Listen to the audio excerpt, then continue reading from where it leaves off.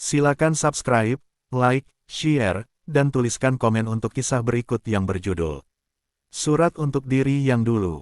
Di sebuah ruang guru sekolah negeri di pinggiran kota, seorang pria parubaya sedang duduk menatap tumpukan kertas ujian yang belum ia koreksi. Kepalanya menunduk, matanya sayu, dan suara jam dinding di atasnya terdengar lebih keras dari biasanya. Namanya Pak Rudi, guru bahasa Indonesia yang sudah mengajar lebih dari 25 tahun. Siswa-siswanya mengenalnya sebagai sosok sabar dan humoris. Tapi belakangan, langkahnya mulai pelan, senyumnya jarang muncul, dan pikirannya sering mengembara. Bukan karena lelah mengajar, melainkan karena lelah menyesali hal-hal yang tak pernah ia kejar. Hari itu Sabtu pagi, sekolah sepi. Pak Rudi datang lebih awal untuk merapikan lemari arsip yang sudah lama berantakan. Di sudut bawah lemari besi itu, di antara tumpukan berkas tua dan buku tahunan sekolah, ia menemukan amplop coklat lusuh bertuliskan tangannya sendiri. Untuk Rudi, 10 tahun ke depan. Tanggal di pojoknya, tanggal 12 Juni tahun 2012. Ia terdiam lama, tangannya bergetar saat membuka amplop itu. Isinya selembar surat dan foto lamanya bersama beberapa siswa generasi awal yang kini entah di mana. Di surat itu tertulis, "Hai, Rudi, kalau kamu membaca surat ini, berarti kamu sudah berusia 50. Apakah kamu sudah menerbitkan buku puisi seperti yang kamu impikan? Apakah kamu sudah berani menyatakan cinta pada Bu Ratna?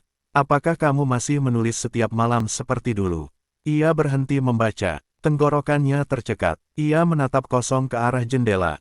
Dan dalam diam, ia tahu, jawabannya untuk semua pertanyaan itu adalah tidak. Ia duduk lama sambil memegang surat itu. Hujan turun di luar kelas, suara titik-titik air jatuh di atap seng mengisi kesunyian. Ia mengingat masa mudanya dulu. Guru muda penuh semangat, sering menulis puisi di papan tulis, dan mengajarkan murid-muridnya untuk berani bermimpi. Tapi hidup, dengan segala tuntutannya, perlahan membuatnya berhenti bermimpi. Ia sibuk menafkahi keluarga, menunda menulis nanti saja. Hingga akhirnya waktu berjalan tanpa menunggu. Istrinya meninggal beberapa tahun lalu. Anaknya sudah bekerja di luar kota. Dan kini ia hanya ditemani jam dinding yang berdetak pelan di ruang guru kosong. Surat itu seperti cermin masa lalu yang tiba-tiba menuntut jawaban. Siang itu, setelah hujan reda, Pak Rudi duduk di bangku taman sekolah.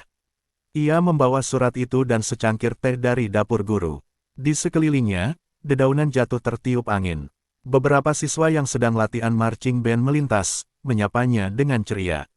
Ia tersenyum kecil. Dalam hati ia berkata, "Rudi muda, kamu pasti kecewa lihat aku sekarang." Tapi di tengah rasa malu itu, ada juga sedikit haru, karena surat itu membuatnya sadar.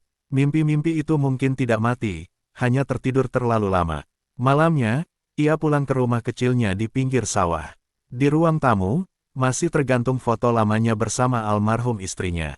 Ia duduk di meja kerja, menyalakan lampu meja. Dan untuk pertama kalinya setelah bertahun-tahun, ia membuka buku catatan kosong. Di halaman pertama ia menulis, "Untuk diriku yang dulu, maaf, aku terlalu lama diam." Malam itu ia menulis satu puisi sederhana. Tentang waktu, tentang hujan, dan tentang keberanian untuk mulai lagi. Tulisan tangannya memang gemetar, tapi setiap kata lahir dari hati yang jujur. Saat selesai menulis, ia menatap kertas itu lama.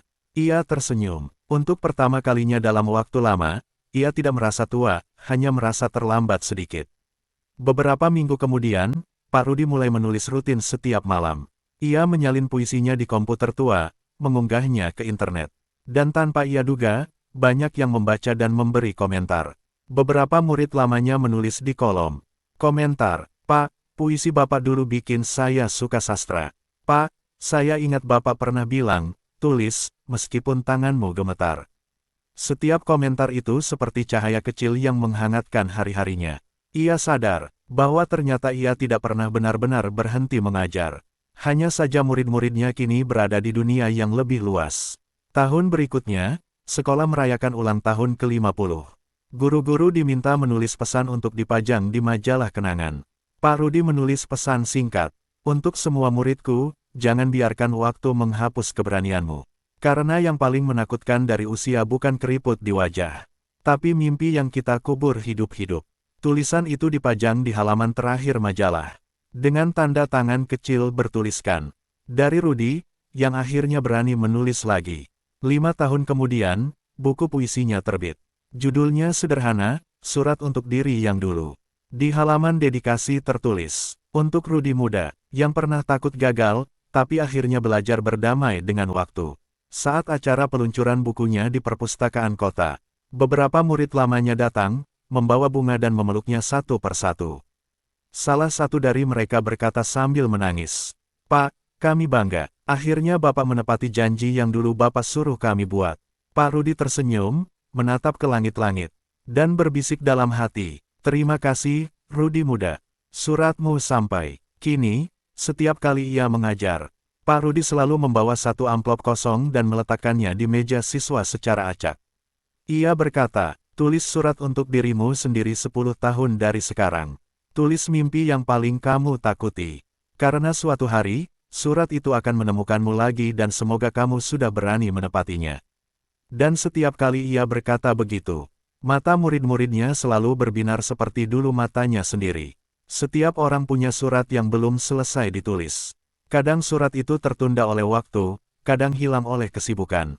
Tapi selama kita masih berani menulis ulang, mimpi itu tidak benar-benar mati. Jika hari ini kamu merasa sudah terlambat, ingatlah, waktu tidak menunggu, tapi juga tidak menolak siapapun yang mau memulai lagi.